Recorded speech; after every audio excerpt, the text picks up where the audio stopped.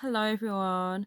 So I am so nervous to do this video because of the background noise in my house. So I really want to get started and start talking, but I just feel anxious that the background noise is going to be captured on this video, and it's so annoying because obviously living with family, they can hear everything. So let's get into this video. So the topic for this video is toxic step parent or toxic stepdads. So as you guys may be aware, if you ever watch fairy tales as a child growing up, you always see in storybooks or in movies the evil stepmother. You never see the evil stepdad. You always see the evil, wicked, evil stepmother in cartoons like Cinderella. I'm trying to think of any others. I'm not going to list them all because this is testing my knowledge, but you get the drift. So an evil step parent or toxic step parent is someone that ill treats their stepchild. So they treat them like nothing, but they are the loving partner to that child's parent. So I've made some notes because I know for a fact I am going to forget all the points that I want to make. And I've freed up my storage for this video as well. So to begin with, the crazy thing about a toxic step parent or toxic stepdad is that the child is always going to be there. So before you get into a relationship, or before they get into a relationship with someone that's got a child, they already know the child is going to be there. So why are they trying to make that child's life hell, or trying to erase that child in every way possible? So if you remember the storybook, what was it called? I forgot the name of the storybook. It's when Hansel and Gretel. So if you remember Hansel and Gretel, the evil stepmother, so I think she married the father. So obviously the mother was not on the scene, and she didn't like Hansel and Gretel, so it was a girl and a boy. And every time they'd go out as a family, she would leave them in the woods or something like that. So they always had to keep finding their way back home. And then this time she took them out again for in the woods, all as a family, so 4 of them. And the little children would leave little breadcrumbs behind just so they could find their way back home, if that makes sense. But I'm sure a bird or something ate the breadcrumbs, so they couldn't find their way back home or something like that. And in the end, they threw their stepmom into the fire. But what I'm trying to say is they like to raise their stepchild or stepchildren. They like to pretend they don't exist. They like to encourage that child moves out as soon as possible. As soon as that child is an adult, they like them to be gone. That's one of the aspects. They do not want that child to be there. They want to get in between the bond of the mother and the child. That is their ultimate aim. They want to break that bond as much as possible. So another point, I've made so many points. I might go on to, okay, let's go into the narcissist traits of a toxic step parent. So all these tips that I'm giving you is intuitive. So it's my intuitive perspective on what I think a toxic step parent does. So my perspective on that. So a narcissist will always like to play people against each other. So for example, if that step parent has their own children, whether it's with the child's mother or with another parent, they like to treat their own children better than the stepchildren, because they like to show the dynamics of the differences of how they treat them. So I've made notes on this. I don't know if I just said this, but they like to play people against each other.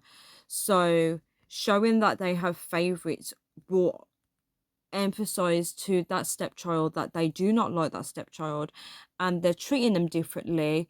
And in all aspects, it's all mind games. It's to make that child or adult child question themselves, question why they're not likable, or why does this person not like me. And it's because that step parent is very insecure in themselves. They're not very secure in who they are, and they want to make somebody else feel very, very small. And this is very important to know. Also, let me see the next point that I want to make. Yeah, so they will like to cause a lot of chaos in that child's life, the step child's life. I've made a lot of points. Okay, so let me just follow all my points. So a step parent, step parents of toxic step parents are very attracted to a home that is already broken. So it could be a home where a child has grown up with a lot of abuse, a lot of violence, just a lot of sadness in a home. And that is what they like to hear, because they don't want to be living in a healthy home, because that means they can't be themselves. So they want to be in a home where they can slip straight into character and it's not noticeable. But obviously somebody's always going to notice that something's not right about this person, and that's the person that they always dislike, because that's their enemy. So that's the person that's always showing them who they really are, and that's the person that they really don't like, and they need that person to go as soon as possible. So I've written here that they wait.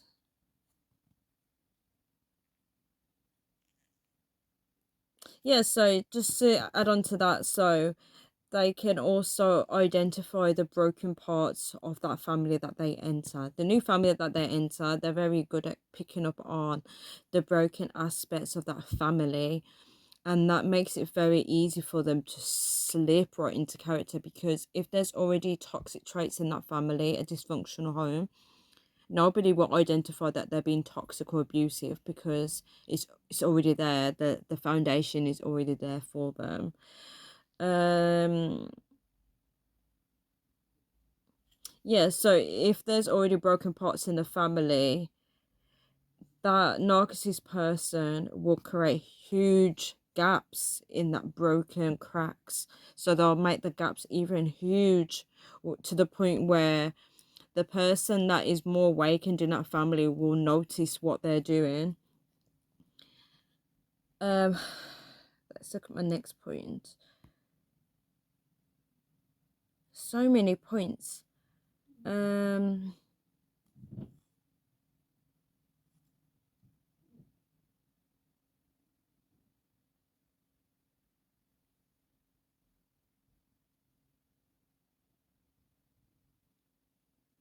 Also, there's a big chance that the narcissist step parent never grew up in a healthy and loving home. Let me just say that again. There is a very, very big chance that this narcissist step parent or toxic step parent, whatever we want to call it, never grew up in a healthy, loving home. And just think of it like this: they're literally a big child throwing their toys out the pram, and they just want to have everything their way. They become very controlling, and they don't want anyone in their way whatsoever. That person has to go. So instead, remember, when you're the head of a family household, whether you're the mother or the father or the step parent, you have that power to create what environment you want to create. That's also the same for workplaces. So the boss sets the tone and the foundation for that work environment. So if this person, step parent, has that advantage to create a loving, healthy environment, why are they not creating that if they grew up in a healthy, loving environment. So clearly they didn't grow up in that environment because they want to create something that is familiar to what they grew up in. So they want to cause chaos. They just want to create a bad vibe in the home. And usually, this toxic stepdad is envious of the attachment and the bond that the mother and that child both have. They're very envious of that, and that's something they want to break or just keep working on it with a hammer to keep breaking at it. And that's usually because they don't have that loving attachment with one of their parents or both of their parents or any of their parents when growing up. They're envious of it, and they don't want to see anything good in a home. They just want to keep breaking it, creating that huge gap. Also, let's add on to that. So the mom, let's talk a little bit about the mom. So this is a complex one because it's not one size fits all. Basically, let me read my notes. The mom becomes an enabler of the toxic stepdad's treatment or behavior to her children. And the reason for this is because he already plays on the toxic traits that the mom has towards her children or to one of her child, whatever role they have in that family. If it's like a narcissistic family, they always have one child that is a scapegoat. So this, as I said earlier, the stepdad can identify the toxic or broken parts of the family, which makes it easier for him to slip into that role. So because he can easily slip into that role, he will adapt to the toxic traits of the mother, which then the mother enables it because he's mimicking her behavior. So, for example, if the mother talks down to a child or calls a child stupid, for example, so anything that child does, she's like, "You're stupid," the stepdad will witness that and create a toxic environment where that child can continue to feel stupid, if that makes sense. But a good example is if the toxic mother also calls the stepdad's child stupid, he will then defend that child.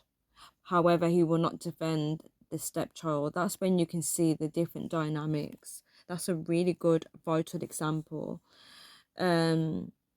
So yeah, slipping into that role of witnessing what the toxic mom does, and slipping into that makes him feel very at home because he doesn't have to pretend to be nice. He can just be himself. And with the thing is, with the mother, if the mother has any toxic traits towards her children, so if she's not building the foundation for the stepdad that he has to show love or show respect or kindness to her child, if she's not putting that foundation down and allowing somebody to come in and play the same role that she's playing, when a toxic step parent sees that she is ill treating her child in any way, whether it's emotionally or physically or mentally, he will take a sudden dislike to her child because he has to mimic the behavior of the mother. Usually, when the stepdad does this, it's because he doesn't even like the mother anyway. He doesn't like the mother. Because if you like someone, you will also like the children and anything that's a part of them. And he also doesn't like her child or her children. So I hope I've covered all the points here. So to summarize, a toxic step parent will be attracted to a home that's already broken, already experiences of abuse or violence or anything like that. They like to treat their children different to their stepchildren, to play them against each other. They like to erase the stepchild. They don't want the stepchild there in the way. They like to erase them and pretend they don't exist. there's a big chance that the toxic step parent never grew up in a loving or healthy environment. And if they did, they're not going to embody it into the new family. They want to create a lot of chaos and create huge gaps in the attachment bond that the mother and the child have, because they are envious of it. They can identify the broken parts of a family that they entered into, and then they will nicely adapt to that and play on it, just so the mother can enable it, because is playing her role and it doesn't seem like he's doing anything wrong, so she will always defend him. There's always a child that always can identify what's happening, and they will suddenly see that step parent for who they are, and then of course the step dad or step parent doesn't want that child around. They want them gone so they can continue their horrible toxic behavior. Yeah, and just by the mother's behavior, they also take a sudden dislike to the child and also the mother, because obviously when you raise a child, you raise a child similar to yourself. So any traits that the child has that reminds the toxic step parent of any traits that the child has that is similar to the partner that the toxic stepdad doesn't like, they won't like it because they don't like the traits of the mother, so they will complain about it or anything like that. But guys, I would definitely love to do a separate video talking about why the mother enables this behavior and the toxic traits of a mother. I hope this video is very informative to you guys. It is based purely upon my intuition and my own personal perspective. Obviously everyone's situation is different and not one size fits all. If you guys do have any points that you want to add to this, please let me know. If this was relatable in any way, please give a thumbs up. And guys, I enjoy making this video and hopefully it does help somebody out there. And please stay strong if you're going through anything like this, and please set healthy boundaries.